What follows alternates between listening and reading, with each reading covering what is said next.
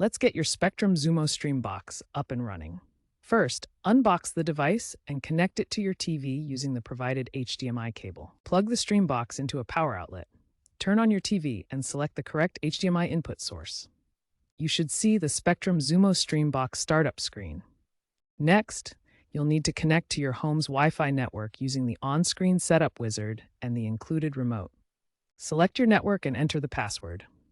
This ensures the box can access streaming content. This process may take a few minutes. Please be patient. Once connected to Wi-Fi, launch the Spectrum app directly on the Xumo Stream box. Here, you'll enter your Spectrum username or email and password to log in.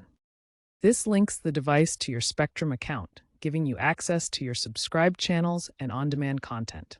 You might be prompted to enter a code displayed on your TV screen into the Spectrum website or app on your phone or computer for verification. Finally, pair the remote by pointing it at the Stream box and following any on-screen instructions. Test it by using voice commands like "Find Action Movies." Now you're ready to start streaming.